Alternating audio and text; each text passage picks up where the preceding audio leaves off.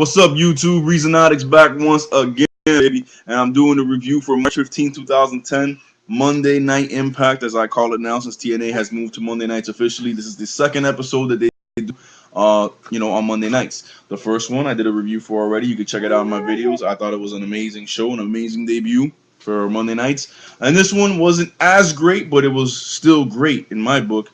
And if you look back at the Monday Night Wars when Raw was at its best and when Nitro was just straight up off the chain, not every single episode of each was amazing, but they were all consistently good.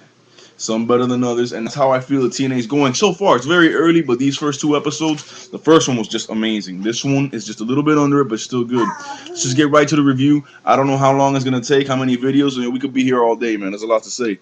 So let's just start off. After the opening credits and the opening music and all that, you see an orange, one of those fire orange Hummers pull up to the impact zone, and out of it comes Abyss, who is driving, strangely enough. Abyss, Hogan, RBD, and Jeff Hardy. Now, Jeff Hardy has on this face paint, black and gray and white, very Sting-like. So I don't know if they're trying to move him in the direction of being, a Sting protege, even though he's not really working with Sting, at least not right now.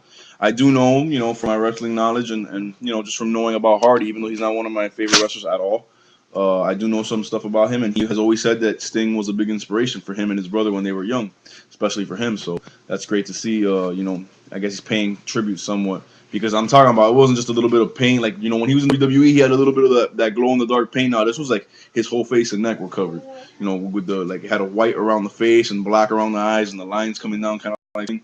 So whatever, they step out and they just look like they do business, man. They just look like a group of badasses, ready to go handle their own stuff, When the show opens up, you have AJ Styles and Ric Flair come out to the ring and start cutting a promo. AJ starts to cut a promo, and by the way, AJ's promo skills, mic skills, are getting a lot better. They're still not great, but they're a hell of a lot better than before he started working with Ric Flair. So, kudos to TNA, because that was the one thing I hated. I hated to hear AJ Styles on the microphone, and now it's not so bad. Now it's actually quite entertaining. He's doing a lot better.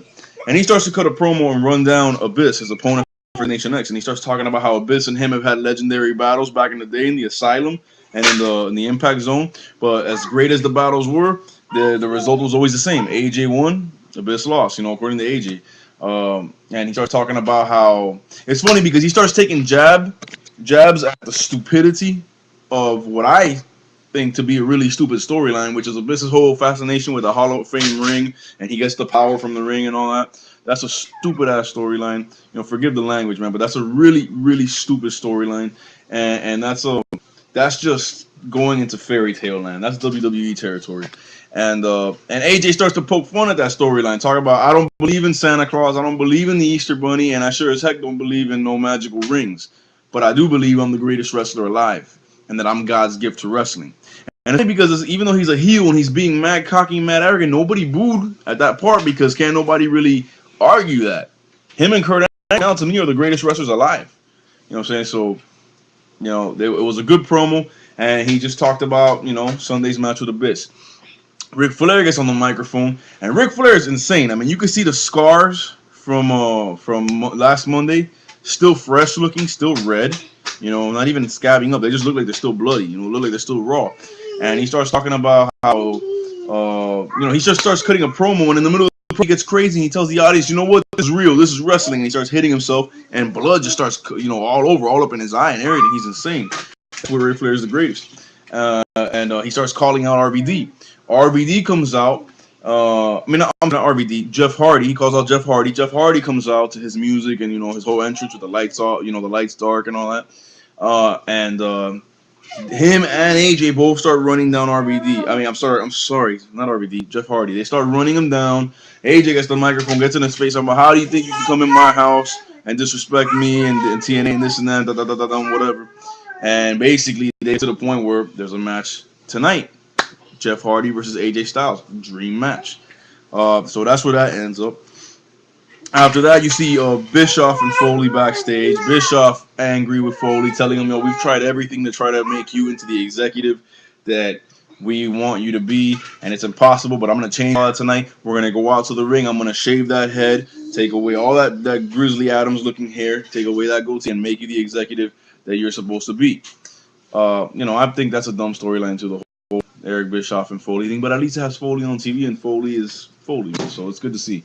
After that, they go to commercial. When they come back, they show you an incident that happened earlier in the day, which was Jesse Neal getting jumped by the Nasty Boys and Jimmy Hart, because apparently they have a three-man tag match later on tonight with the Nasty Boys and Jimmy Hart against Jesse Neal and Team 3D. Well, they attack him backstage, and it was a pretty brutal attack by the food table, where they just jumped him, pounded on him for a while, and then Sags power bombed him like straight through the table. But I'm talking about one of those whiplash power bombs, where even it was like so on point that the small of Jesse Neal's back hit concrete. You know what I'm saying? The back of his head and his shoulders went to the table, but the small of his back hit concrete. So it looked pretty real, looked vicious. It looked convincing enough for him to not be able to participate in the match. And indeed, we have the match coming up next, and it's the Nasty Boys and Jimmy Hart versus Team 3D. The Nasty Boys come out and they get on the microphone and they cut a very short promo, thank God, because I can't stand them, talking about how we were supposed to have a three-man tag, but it looks like we're going to have a handicap match. Team 3D comes out holding tables, and they say, no, that's where you're wrong. We're not having a handicap match because we found ourselves a partner right here. Their music hits, and out comes Spike Dudley. They call him Brother Runt now. I think that's a stupid name. He is Spike Dudley, always will be. And it's awesome to see the littlest Dudley back in the game, man. So he came out, he joined Team 3D, they had the match. The match was alright, it was good. It was a good match because of Team 3D. Because the Nasty Boys just flat out are fat and slow, and they're only there for nostalgia's sake and because they're Hogan's friends. You know what I'm saying? So good match back and forth, mainly due to Team 3D. In the end, the Nasty Boys get the win because Jimmy Hart interferes while the referees are knocked out or not looking. I don't really remember.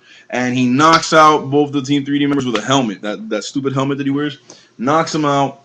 They get the pin and the win. And then they start attacking Team 3D and Spike Dudley. They start just beating them on them. Out comes Jesse Neal. Goes to work on everybody with bandaged ribs and everything from the attack earlier. He's beating down on everybody. Team 3D gets the upper hand. Then we see a two-way 3D on Sags right through the table. Where Jesse Neal and Brother Ray are the ones that hoist him up, and Devon just takes him through the table. And Team 3D gets the pop. Fans are going crazy, loving it. Team 3D posing on the ring. Jimmy Hart freaked out that they did what they did. So that was good, man. Oh, by the way, I'm not giving star ratings or number ratings on matches anymore because I've just found that you can get a better feel for a match just if I tell you or if somebody tells you what happened and the good and bad about the match, and not trying to classify it with a number or a star system because that just doesn't do it any justice. Besides, who am I really to give a number rating or star rating on something that's been done by athletes that I am not capable of doing myself? You know what I'm saying? So that's just a little side note. After that, we have Angelina Love backstage getting interviewed by Christy Hemme, and she's getting interviewed, and they're asking her about how she felt about the beautiful people ending up with the knockout tag championship belts. She says that she hated it and that she's issuing an open challenge to any member of the beautiful people. They go to commercial. When they come back, you have Mr. Anderson and Desmond Wolfe coming out together because they're scheduled in a tag team match. And Mr. Anderson and Desmond Wolfe against Kurt Angle and the Pope D'Angelo Dinero. Once again, great job, TNA. That is awesome booking. That is just, it's perfect because it works on so many levels. Of course, that Desmond Wolfe and Pope have an ongoing feud. So that's the reason for them being there. And of course, that Anderson and Angle have an ongoing feud. And that Anderson and Wolfe are heels. Angle and Pope are faces.